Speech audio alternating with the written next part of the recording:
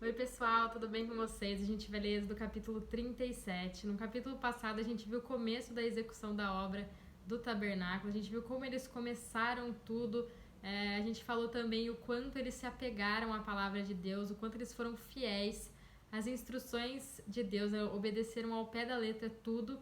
E essa repetição, dos capítulos anteriores é importantíssima e a gente realmente tira isso como lição, de que a gente deve obedecer por completo a palavra de Deus e fazer tudo o que ele nos instruiu para fazer. No capítulo de hoje, a gente vai continuar com a descrição da construção do tabernáculo. A gente vai ver detalhe por detalhe, a gente vai ver o quanto eles cumpriram e foram fiéis a tudo o que Deus havia dito, o que Deus havia ordenado para Moisés lá no Monte Sinai. Mas antes da gente começar a ler o capítulo, eu queria fazer um pedido para vocês. Pessoal que está me assistindo pelo YouTube, se inscreve no canal, assina o sininho, compartilha com seus contatos. O pessoal que está assistindo pelo Facebook, siga a página, também compartilha com seus contatos. E vamos fazer a palavra de Deus chegar para todo mundo, amém? Então vamos começar a leitura do capítulo 37. Fez também Bezalel a arca de madeira de acácia, de 2 côvados e meio. Era o seu comprimento, de 1 côvado e meio a largura e de 1 côvado e meio a altura. De ouro puro a cobriu, por dentro e por fora a cobriu, e fez uma bordadura de ouro ao redor. Fundiu para ela 4 argolas de ouro e as pôs nos 4 cantos da arca, 2 argolas num lado e 2 do outro lado. Fez também varais de madeira de acácia e os cobriu de ouro. Meteu os varais nas argolas dos lados da arca para se levar por meio deles a arca. Então, a gente vai ver aqui 4 móveis, que vão ser descritos no capítulo de hoje. E todos eles ficavam dentro do tabernáculo, Na verdade, eles ficavam... A arca e o propiciatório, que a sua tampa ficava no Santo dos Santos, e o candelabro, a mesa e o altar de incenso ficava no santo lugar. E a gente estudou nos vídeos passados que esses móveis, eles também representam e tipificam Jesus. Então, esses primeiros 5 versículos que a gente leu, eles mostram que Bezalel, o primeiro homem escolhido de Deus, que Deus havia escolhido para ensinar a todos os outros homens, que ele havia sido enchido do Espírito Santo, que deu para ele sabedoria e entendimento para construir a morada. Ele tomou para si a responsabilidade de construir esses objetos, Ele não encarregou os outros para esta tarefa, Ele mesmo fez. Então, nesses versículos, ele fez a arca, que era o lugar no qual Deus se encontrava com o homem, sendo uma sombra daquilo que haveria de vir, sendo uma sombra de Jesus, que através do seu sacrifício, ele nos abriu um novo e vivo caminho para que nele, não é através dele, é nele, nós pudéssemos voltar a se relacionar com o Pai. E a descrição da arca a gente já viu lá em Êxodo, capítulo 25. Fez também o propiciatório de ouro puro, de 2 côvados e meio era o seu comprimento, e a largura de 1 côvado e meio. Fez também 2 querubins de ouro batido os fez, nas 2 extremidades do propiciatório, um querubim na extremidade de uma parte e o outro na extremidade da outra parte. De uma só peça com o propiciatório fez os querubins nas 2 extremidades. Os querubins estendiam as asas por cima, cobrindo com elas o propiciatório.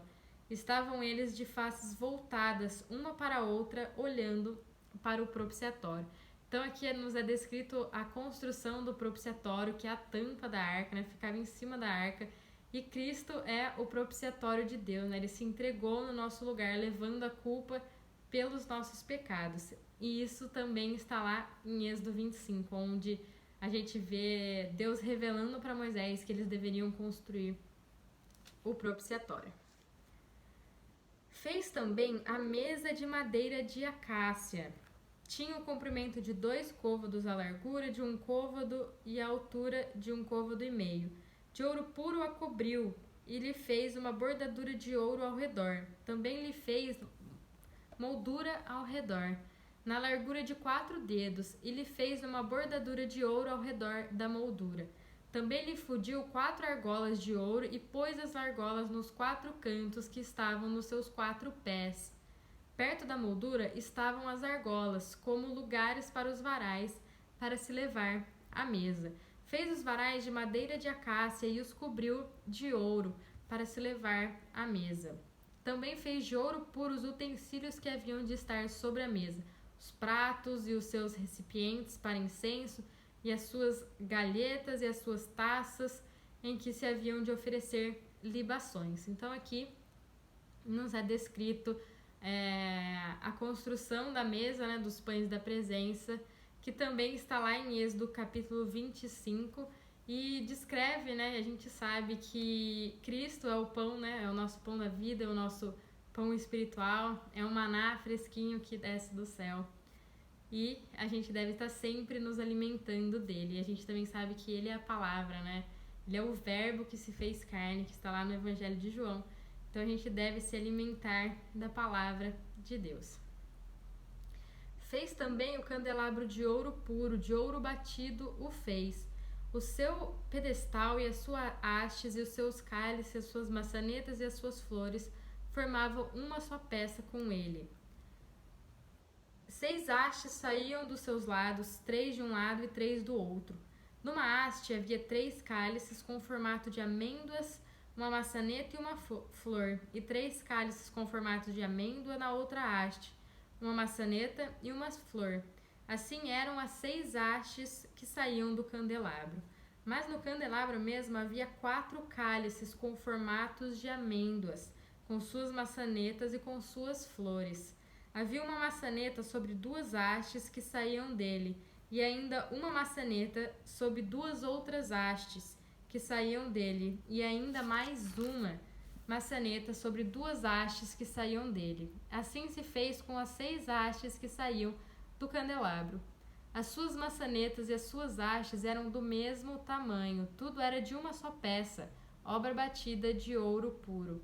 Também lhe fez 7 lâmpadas, as suas espivitadeiras e os seus apagadores eram de ouro puro. De 1 talento de ouro se fez o candelabro com todos os seus utensílios. Então aqui nos fala a respeito do candelabro de ouro, né?